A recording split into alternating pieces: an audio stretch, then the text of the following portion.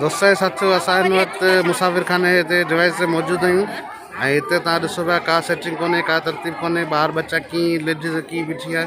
ऐं डिवाइस वारा ॾिसो कीअं बीठा आहिनि हिते ना पाणी जी सहूलियत आहे ना वॉशरूम जी सहूलियत आहे ऐं कटरो थी हिते मनपसंदि जेकी थी रही आहे ग़रीब मिस्किन माण्हू उन्हनि खे लाइन में बीहारियो शाम ते हिते बीहारियो वेठा आहिनि का बि हिते फैसिलिटी कोन्हे अचो त बाबा बशीर खां पुछां बाबा बशीर तव्हांजो छा चवणु आहे जेकी हीअ डिवाइस हले पई शायद ये डिवाइस के बदले ध्यान से बचा रहते हैं ऐसे भी जगह आसान सूरत हाल देखी है ऐसे देखो तो तहाँ ये केतिरियूं मायूं तइदाद में बचल आहिनि हिते का बि सहूलियत कोन्हेगा पाणी जे लाइ वेचारियूं परेशान आहिनि जेको सुबुह जो 7 बजे खां बिसल हूंदियूं आहिनि जंहिंमें एतिरी रश जे तइदाद में जेके डिवाइस वारा जेके बचल आहिनि जेके पंहिंजा मनपसंदि जेके हुनजा कस्टमर आहिनि उहे हुनखे प्रेमियत ॾियनि था उन्हनि खे यकदमि कार्ड ॾेई छॾनि ऐं हुते जेके लेन में बीठल आहिनि उन्हनि खे का बि सहूलियत कोन्हे का ऐं उहे सुबुह खां शाम ताईं ईअं लंगर बीठी हूंदियूं आहिनि जेके वापसि हलियो थी वञनि उन खां पोइ हुनजा उहे कस्टमर आहिनि जेके 12 माइल खां 1500 रुपया था थी लालच में जेको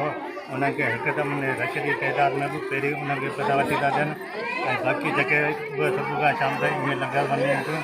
जेके ॿाहिरि खां अचनि थियूं जेके पंहिंजे वीचारे किरायनि जे लाइ बि परेशान आहिनि हिते ज़ाल माण्हू हिसाब लॻो पिया हिन ते बिल्कुलु कानूनी तौर ते एक्शन कयो वञे अच्छा कटरो थी को उर्ज कोन्हे मायूं ईअं वीचारियूं सां था बीठियूं न लाइन न कुझु आहे त उन हवाले सां कटरो थी तव्हां कीअं था ॾिसो हिते अरूज ते बि हले हा बिल्कुलु अनूज ते बि हले भाई हिकु त पैसे जो कमु आहे मिलंदा कंहिंखा 2000 था अचनि कंहिंखा 3000 कंहिंखा मलूक तव्हां कीअं पिया ॾिसो हिते जी सूरत हाल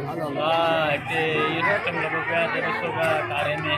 रोज़ेदार माण्हू बीठा आहिनि का बि हिते अहिड़ी सहूलियत कोन्हे को रोज़ेदार वेही सघे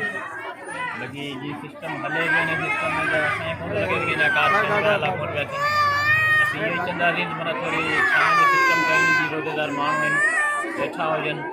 ऐं ॿियो जीअं ग़रीबनि जा जंहिंजा जेतिरा पैसा पिया अचनि उन पूरा पैसा पैसा हिकिड़ी किस्त में कोन्हे 5000 रुपए आहिनि 10500 रुपए आहिनि कंहिंजा 21000 रुपए आहिनि कंहिंजा 30000 कंहिंजा 48,000 रुपए आहिनि उहे पैसा उन्हनि खे ईमानदारी सां ॾिना वञनि